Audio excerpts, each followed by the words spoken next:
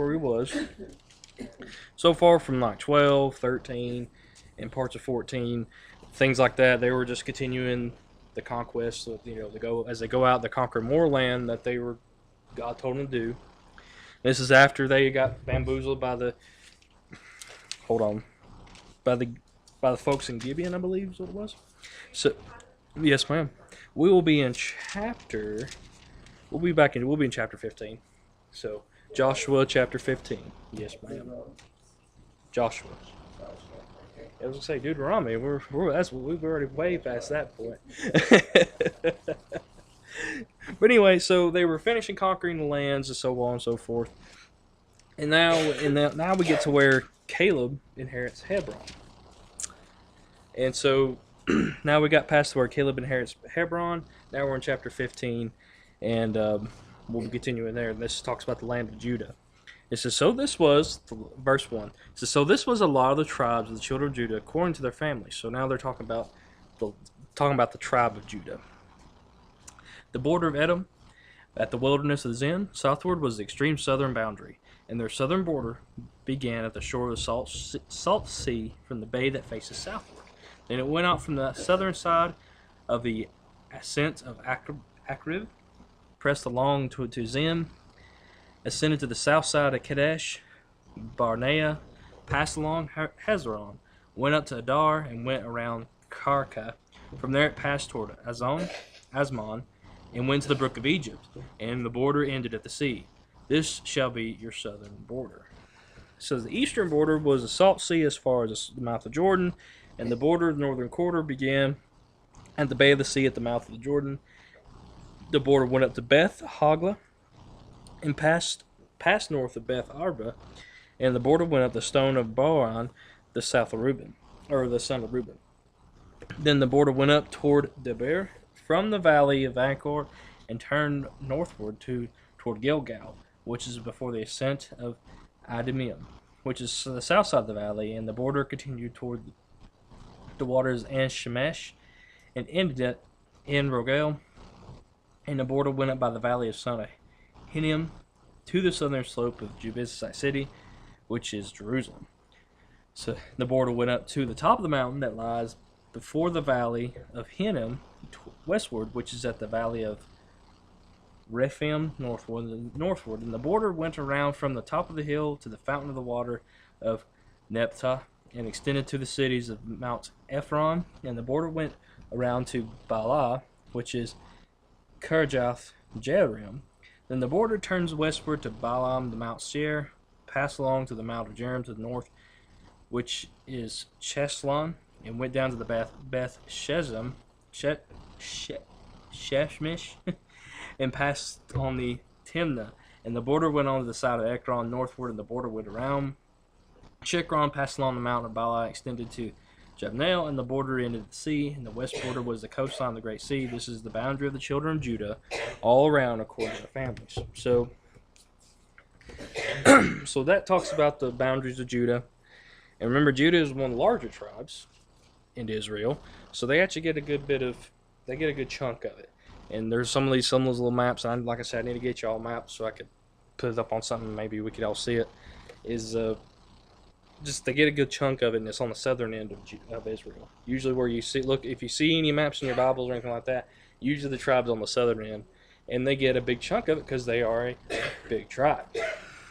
And later on, when Israel kind of splits and Judah splits, and this is way further ahead of what we're covering right now, Judah has a big chunk of it, and Israel's above them. So this is kind of how that works out. But that's later on. But that's the kind of the whole. And like I said, I need to get the map and kind of draw it out, and we'll see it. But now we're in verse 13. This talks about where Caleb occupies Hebron and Debir. And this is the mountain that Caleb wants. This is Caleb's like, I want my mountain. And there it is. And he's going to inherit, so he's got to get up there and get it. And we all know, we talked before this happened, they talked about, where is it? Right through here.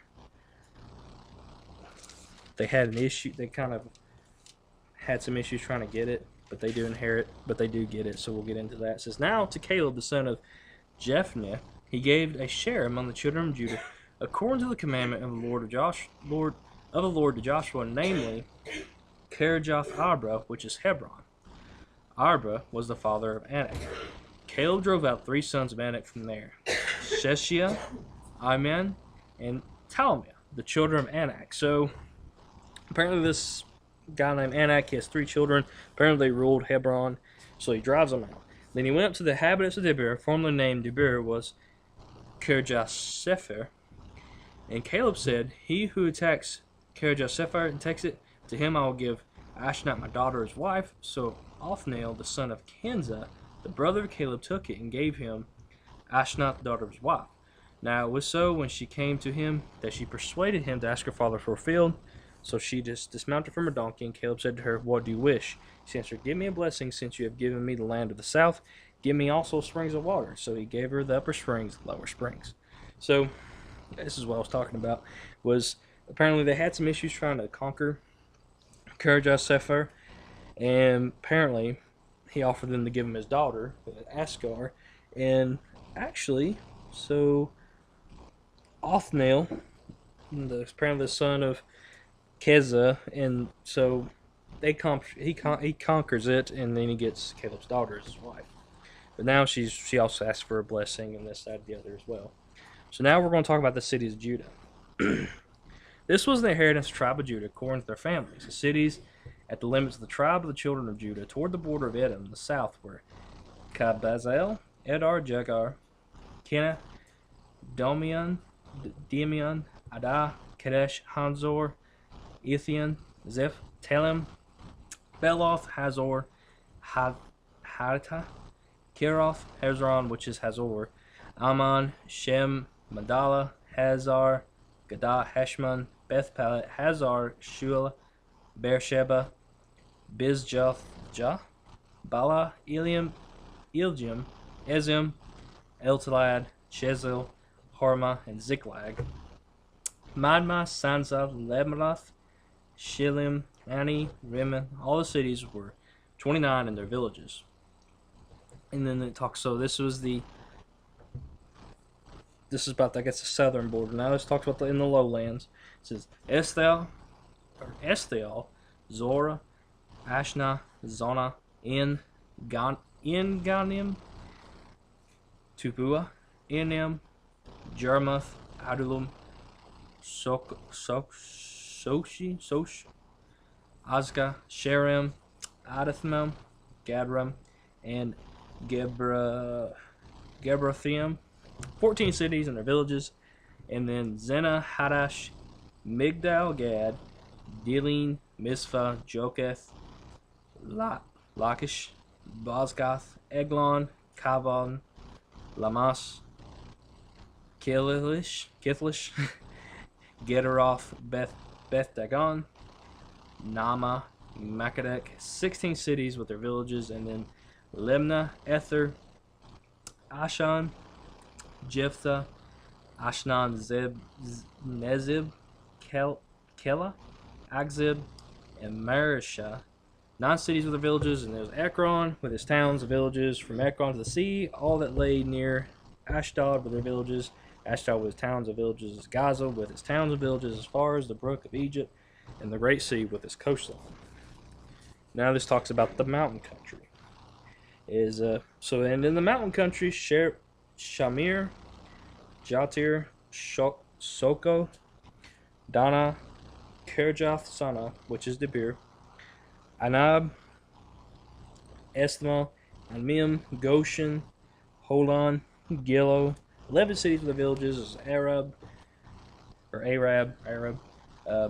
Dama, Eshan, Junan, Beth Tapu, Akna, Humata, Kirjath Abra, which is Hebron, and then Zeor. 9 cities in the villages is Mana, Carmel, or Caramel, however you want to say it, Ziph, Jatah, Jezreel, Joknim, Zanah, Cain, Giva, and Timnah. 10 cities with the villages, and then there's Halu, Beth Zur, Gedur, Marath, Beth Anoth, Eltekon. 6 cities with the villages is Kirjath Baal, which is Kirjath Jearim, and Rabbah, 2 cities and the villages. And this talks about in the wilderness is Beth Arbah, Midian, Sekaka, Nibshan, the city of salt, and En Geda, 6 cities and their villages.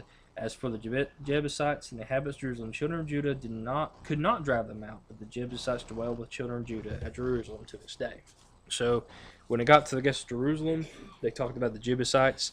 They couldn't drive them out. Apparently they had a hard time driving them out, so now they just kind of coexist, in which there was repercussions for that, because once again, when we talk about these things, is that when they have these different peoples here, they were following other gods, they were worshiping other things. So now that serves as a distraction, or that'll distract the children of Israel away from God. But is what it's saying here is that they couldn't drive them out, so they coexisted with them. So what it says, or they dwelled with them, not really coexist. They just kind of dwelled with them. All right. Does anybody have questions or comments about any of those cities and about those locations? All right. Chapter 16. Now this just talks about Ephraim and West Manasseh. This is a lot fell to the children of Joseph from the Jordan by Jericho to the waters of Jericho on the east, to the wilderness that goes up from Jericho through the mountains to Bethel. Then went out from Bethel to Luz, passed along the border of the Archites at Ataroth, went down westward to the boundary of Jesphites as far as the boundary of lower Beth Horon to Gezer, and then at the sea. So the children of Joseph, Manasseh, and Ephraim took their inheritance. So apparently all of them took their inheritance there. This is the land of Ephraim. So this talks about, I guess, the boundary of the borders of Ephraim. The border of children of Ephraim, according to the families, was thus. The border of inheritance, the east side was Adaroth Adar, as far as the upper Beth Horon, and the border went out toward the sea of the north side of Migmatha, and the border went around eastward to Tanath Shil, and passed by it on the east of Joanna, and it went down from Joanna to Adaroth, and Nara reached Jericho, and they came out Jordan. The border went up to Tippah, westward to the brook Kenah, and it ended the sea. This was the inheritance tribe of children of Ephraim, according to the families, the separate cities. For the children of Ephraim were among the inheritance of the children of Manasseh, all cities with their villages, and they did not drive out the Canaanites who dwelt in Gezer, but the Canaanites dwell among the Ephraimites to this day, and have become forced laborers. So, unlike the Jebusites, they didn't say anything like that, but apparently the Canaanites, they became forced laborers. And that was pretty much the ones that did all the hard work while they continued doing what they were going to do. Now this talks about the other half, or the other half tribe of Manasseh. Because remember, half of them stayed on, someone was like, hey, we want to take our inheritance on this side. And they say, okay, but that was half the tribe of Manasseh, actually. Some of them want to stay behind, but then we all know they made the agreement that those that were able to fight to come over help, then they could return. So, but Manasseh was like, they kind of split. Half the tribe wanted to stay, and half the tribe wanted to continue over. So this talks about the other half of Manasseh. There was also a lot for the tribe of Manasseh, for he was the firstborn of Joseph, namely for Mechir, the firstborn of Manasseh, the father of Gilead, because he was the man of war. Therefore he was given Gilead and Bashan.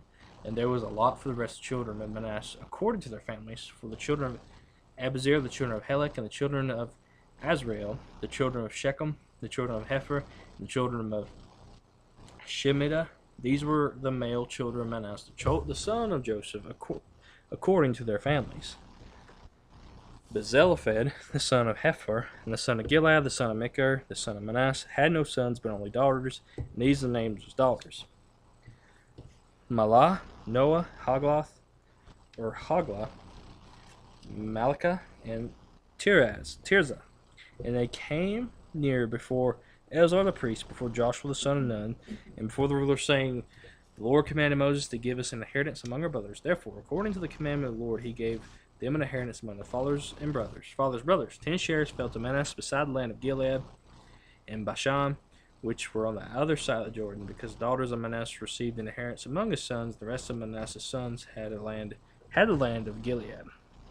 And the territory of Manasseh was from Asher to Magmetha, that lies east of Shechem, and the border went along south inhabitants of En Tuphah, Manasseh in the land of Tuphah, but Tuphah on the border of Manasseh belonged to the children of Ephraim, and the border descended to the brook, Cana southward to the brook. These cities of Ephraim are among the cities of Manasseh. The border of Manasseh was on the north side of the brook, and it ended at the sea.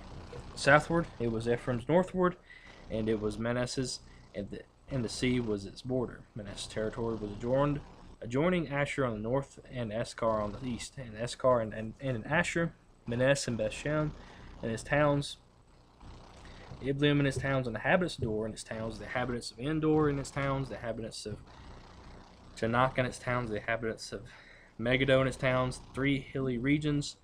Yet the children of Manasseh could not drive out the inhabitants of those cities. But the Canaanites were determined to dwell in the land, and it happened when the children of Israel were strong, they put the Canaanites to forced labor, but did not utterly drive them out. Does anybody have any questions or comments about what we read so far? A lot of it's about border talk, I know, and about who inherited what. And like I said, it's easier to get a visual. It's better to get a visual of it when they talk about that kind of stuff. But I am noticing some things where they talk about the inhabitants of that area. They don't really utterly drive them out. They either kind of put them into forced labor or things like that, because they don't really, or like Jebusites, they just kind of dwell among them.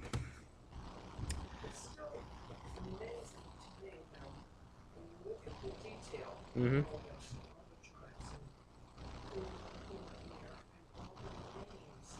Mm-hmm. Oh yeah, somebody had another.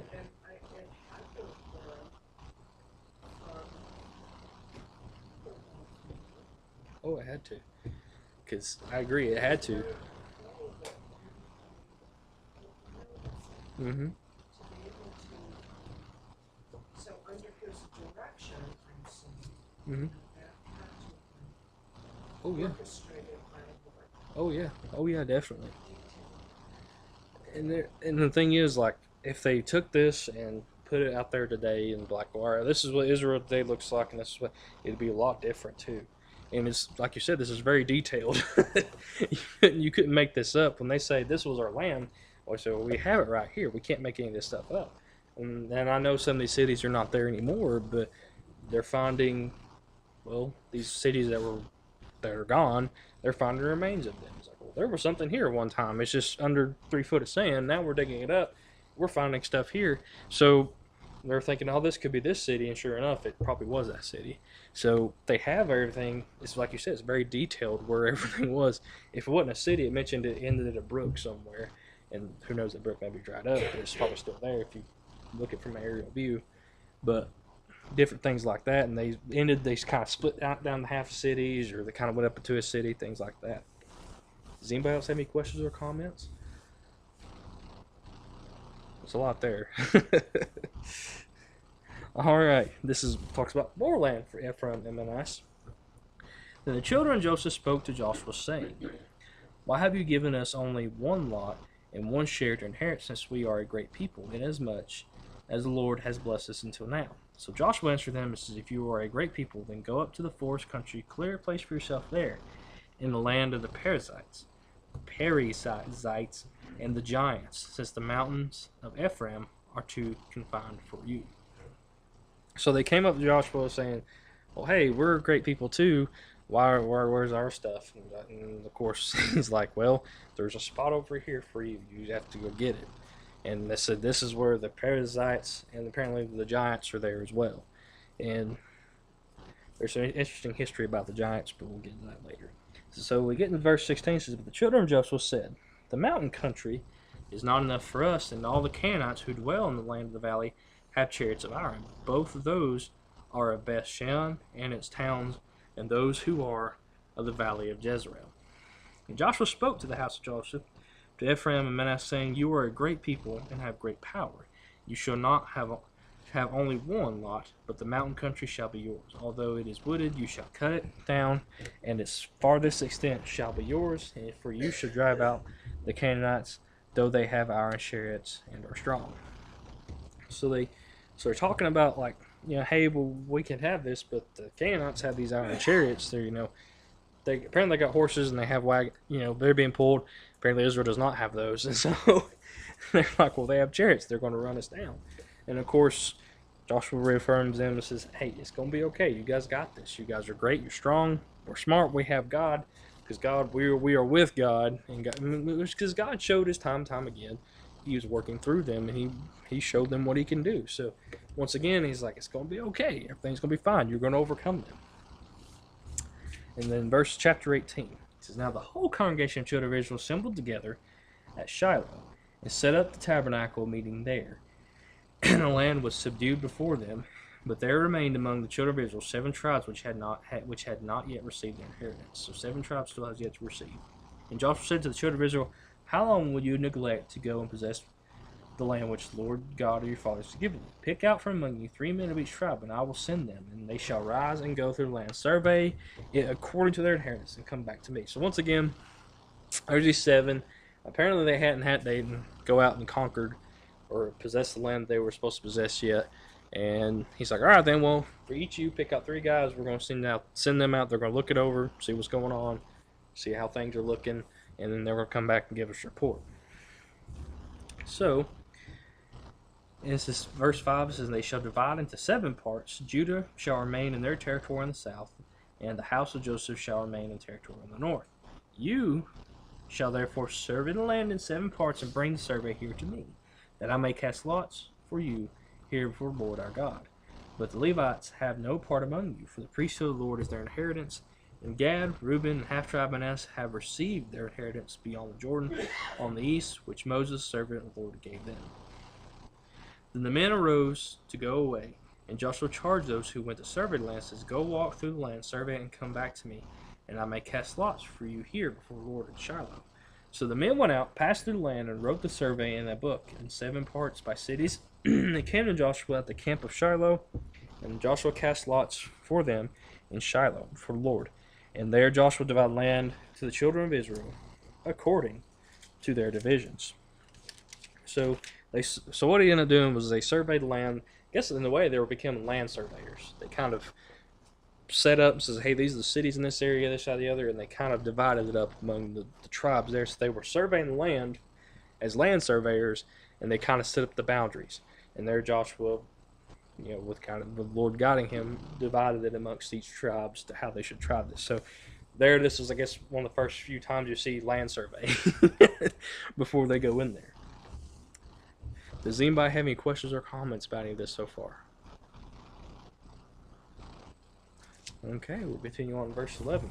It says, now the lot of the tribe of children of Benjamin came up according to their families, and the territory of the lot came out between the children of Judah and the children of Joseph. Their border on the north side began with Jordan, and the border went up to the side of Jericho in the north, and went up through the mountains westward. It ended at the wilderness of Beth Aven. The border went over from there toward Luz to the side of Luz, which is Bethel southward, and the border descended to Adaroth, Adar, near the hill that lies on the south side of lower Beth Haran. Then the border extended around the westward side to the south from the hill that lies before Beth Haran southward, and it ended at Kirjath Baal, which is Kirjath Jearim, the city of children of Judah. This was the west side. The south side began at the end of Kirjath Jearim. The border extended on the west and went to the spring of the waters of Nephthah. Then the border came down to the end of the mountain that lies before the valley of the son of Hinnom, which is the valley of the Rephaim on the north, descended to the valley of Hinnom, to the side of the Jebusite city on the south, and descended to En Rogel, and it went around to the north, went out to En Sheshem, and extended toward Galeoth, which is before the ascent of Adamim, and ascended to the stone of Baan, the son of Reuben. And then it passed along toward the north side of Arba and went down to Arba. And the border passed along to the north side of Beth Hagla, or Hagla. Then the border ended at the north bay, at the Salt Sea, at the north end, at the south end of Jordan. This was the southern boundary. The Jordan was its border on the east side. This was the inheritance of children of Benjamin according to its boundaries, all around according to their families. Now the cities of the tribe of the children of Benjamin according to their families were Jericho, Beth Hagla, Emek, Keziz, Beth Abra, Zermium, Bethel, Avium, Para, Orpha, Shephar, Hamion, Ophni, Gaba. 12 cities of the villages is Gibeon, Ramah, Baroth, Mizpah, Chephra, Moza, Rechem, Ithpil, Tarla, Zela, Eleph, Jebus, which is Jerusalem, Gibbeth, and Karajoth. 14 cities with the villages. This was the inheritance of children of Benjamin according to their families. So now, does anybody have questions or comments about that so far? A lot of land to be distributed, I agree. There's a lot there. And a lot of the tribes, 12 tribes, and that's a lot of land. And they just have to get distributed evenly or the way their size is.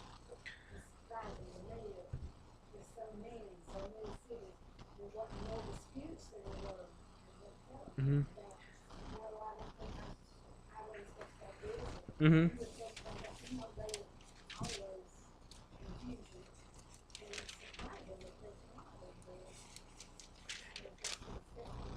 Mm-hmm. I mean, I would say, if you looked at folks today, I would imagine some folks would be like, well, hey, I want that over there. This is, well, hey, why so-and-so get that? I was going to take that. And so, but so far we're bad, we don't really hear that or see that. Everybody's like, well, where's our part? That's the only thing anybody asks is like, where's our part? And they're like, oh, it's right over there. You got to go get it. There's no really big disputes that I've seen so far fighting over that. Those girls, Mm-hmm. asked for no problem. Mm-hmm. Yeah. But when Moses was doing it, Moses was authority from God. Mm-hmm. And Joshua was the authority from God. Mm-hmm. And the people that saw that and how they dealt with different things. Mm-hmm. So I would imagine they'd be very conscious of what Exactly. Exactly. And I agree. So like you said, they say, well, what happens when disobedience happens, especially if we try to stir up a lot of trouble. And, they've seen how that's dealt with before. So then a lot of times I think they're just happy they got something too. They're ready. They've been hearing about this inheritance for all of their lives. Now they're finally getting it, and they're like, okay, I think a lot of them are pretty well, they're, I guess, would you say, satisfied with what they had from what I'm reading here. Now, there's probably some stuff that may have been disputes on like more between the family level. I'm probably sure there was some of that, but that's never been listed in here. So and so will be like, well, hey, I want part of that field there, but so and so got that, And Joshua was just dealing with the tribe. Mm-hmm. They had to do the other part. Mm-hmm. They did a lot of things. Mm-hmm. It was a good way to do the work with Mm-hmm.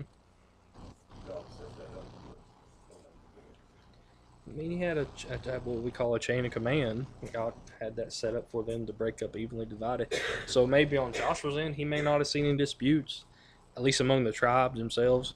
But I'm sure if it wasn't, I guess maybe between families or maybe just individuals even, I'm sure there'd be some was like, well, so-and-so got the bigger part of the creek and I got this part of the creek, how am I supposed to water my stuff? And I'm sure there's been some labular disputes like that. And people today, some people like to steal boundaries. I'm sure that'll happen amongst the smaller level. People probably try to take boundaries from one another. It doesn't appear that like Joshua asked them, he said, this is what you got. Yeah. Yeah, and the only thing, like you said, other than that mentioned on a personal, smaller level was the daughters. And then, but anybody else was asking, hey, where's our, we have ours, but we're still a big tribe. Do we have any things? Oh, yeah, it's right over there. He's got to go get it. I mean, that's really what really boiled down to. But no one got in a war with the tribes saying, hey, I want your land. There was none of that. They actually, from what I've understood, they honored that. Once everything was down, set, they kept up with who was what. Because one tribe they didn't encourage one tribe to marry the other tribe because they didn't want to lose. The war is all getting later. Yeah, they all came later. That's when everybody forgot their promises. Yeah, yeah. Mm-hmm. And just if you look at it, it's more of a big family dispute than it is a war at this point. But it's still, it's still pretty not good when they did that stuff. All right. Does anybody else have any questions or comments? All right. We'll continue in chapter 19. This is the first one. This is the second lot came out of Simeon, for the tribe of children of Simeon, according to their families, and their inheritance was within the inheritance of children of Judah. So what it's saying here, their inheritance was within the land of Judah. It says they had their inheritance Beersheba, or Sheba, Malada, Hazar, Shual, Bala, Ezim, Atlad, Bethul, Horma, Ziklag, Beth Markoth, Hazar, Shushan, Beth Laban, and Shar Shuin. 13 cities and their villages is Anin, Rimmon, Ether, and Eshan. 4 cities and their villages, and all the villages that were around these cities, as far as Balath Bear, Ramah of the south, was inheritance of the tribe of the children of Simeon according to the families. And the inheritance of the children of Simeon was included in the share of the children of Judah, for the share of the children of Judah was too much for them. Therefore, the children of Simeon had their inheritance within the inheritance of that people. I think they're the, if you look at, do you have a little map? I think they're that little circle in Judah. If you ever look at them real hard, there's always that little circle in the middle of it. I think that's them, I believe, if I have that correct. Because it says within Judah, and the land of Judah is too much for them, so they have this little circle in the middle, right in the middle of Judah for them. All right. The land of Zebulun. The third lot came out of the children of Zebulun according to the families, and the border of inheritance as far as Sered. Their border went toward the west, and to Marloth went to Dabasheth, and extended along the brook, and that is the east of Jokneam. Then from Sered it went eastward toward the sunrise along the border of Chisloth Tabor, and went out toward Debrath, bypassing Jephah, and from there it passed along the east of Gath Hefer toward Eth Kazin, and extended toward Rimmon, which borders on Nil, and then the border went around it on the north side of Hanoth, and in the valley of Jepheth Il, including where Kadath, Nala, Sherion, Idalah, and Bethlehem. Yeah, Bethlehem. 12 cities and villages. This was the inheritance of the children of Zebulun, according to families. These are these cities with the villages. Now we're getting to Eskar, or Eskar. The fourth lot came out from Eskar. For the children of Eskar, according to the families, and territory went to Jezreel, and included Jesheloth, Shillim, Hephraim, Shion, Anaroth, Rabith, Kijon, Abaz, Ramath, En Ganenim, En Hadah, and Beth Pazez. The border reached to Tabar, Sharzim, Beth Shemesh. The border ended the Jordan. 16 cities with their villages. This was the inheritance of the tribe of the children of Eskar, according to their families, the cities, and their villages. And then we're getting to the land of Asher. The fifth lot came out of the tribe of the children of Asher, according to their families, and their territory included Helkath, Hali, Betin, Ashva, Alamek, Amad, Mishal. It reached to the Mount Carmel, or Caramel, how you want to say it, westward along the brook of Shizor, Libnath, and it turned toward the sunrise to Beth Dagon, and it reached the Zebulun to this valley of Jephthah Elam, and northward beyond Beth Ekem and Nelia, by bypassing Kabul, which was on the left, according to the Ebron, Rehob, Hammon, and Kana, as far as the greater Sidon, and the border turned to Ramah and to the fortified city of Tyre, and the border turned to Hasha, and entered the sea at the reign of Agzib, the region of Agzib, and then also Uma, Apak, Rehob were included. 22 cities with their villages. This was the inheritance tribe of children of Asher according to their families. These were their cities with their villages. Oh, does anybody have questions or comments about any of those? All right, we'll continue right along. The land of Naphtali. The sixth lot out of the children of Naphtali, for the children of Naphtali, according to families, and their border began at Health, enclosing their territory from the Terebinth tree in Zanaim, Adam, Nekeb, and Jebel, as far as Lakum, and ended in the Jordan. From Helpha, the border extended westward to Anznoth, Tabor, and went out from there toward Hakkok, and it joined Zebulun on the south side of Asher, on the west side, and ended by Judah by the Jordan toward the sunrise. And the fortified cities are Zebulun, Zer, Hamath, Rakath, Shinnereth, Adamah, Ramah, Hazor, Kadesh, Edrei, En Hazor, Aaron, Migdal El, Orem, Bethanath, and Beth Shejan. 19 cities with their villages. This was the heritage of the tribe of the children of Naphtali, according to the families, the cities of their villages. The land of Dan. The seventh lot came out for the tribe of the children of Dan, according to their families, and the territory of their inheritance was Zorah, Eshthal, Irshajim, Shalabilabin, Ajalon, Jethlah, Elon, Timnah, Ekron, Ekloth, Gibbethon, Balath, Jod, Ben Barak, Gath, Rimmon, Mejakon, and Rakon with the region near Joppa. And the border of the children of Dan went beyond these, beyond the children of Dan, went up to fight against Leshem and took it, and they struck it with the edge of the sword, took possession of it, and dwelt in it. They called Leshem Dan, after the name of Dan their father. This is the heritage tribe of the children of Dan. According to their families, these cities were their villages. Now we're going to talk about Joshua's inheritance. This is when they had made an end of dividing the land of the inheritance according to the boundary borders.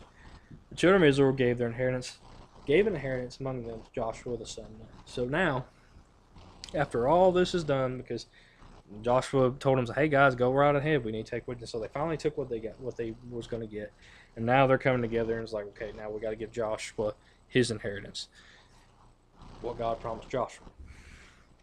And it says, so verse 50 says, according to the word of the Lord, they gave him the city which he asked for, is Timnath, Sarah, in the mountains of Ephraim, and he built the city and dwelt in it. So Joshua got his mountain, and it was, so he built the city and mountain and dwelt in it.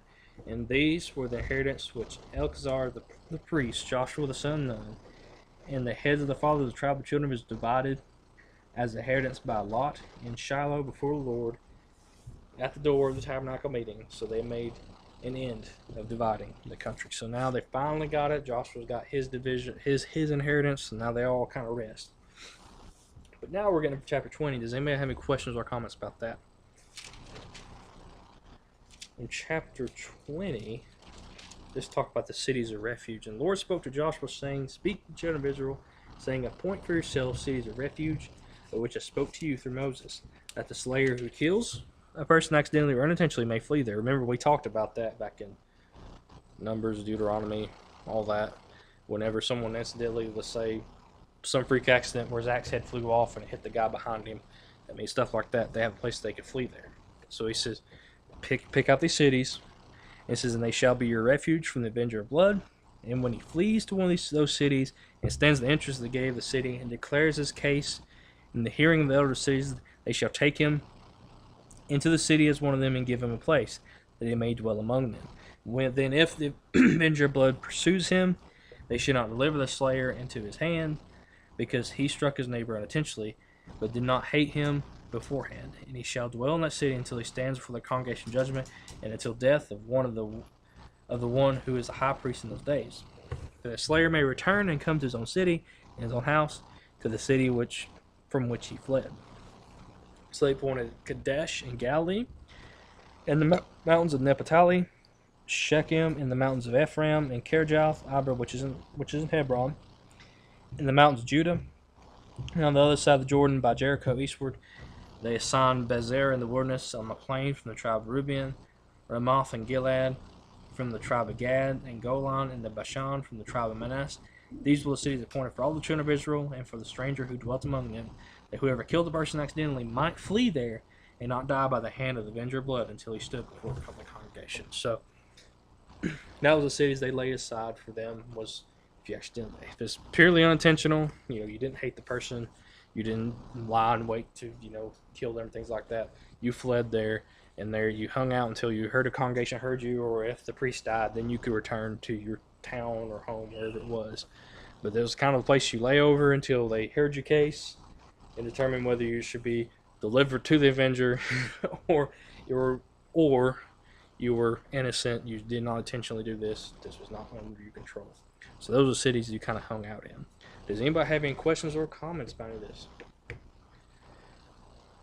I've always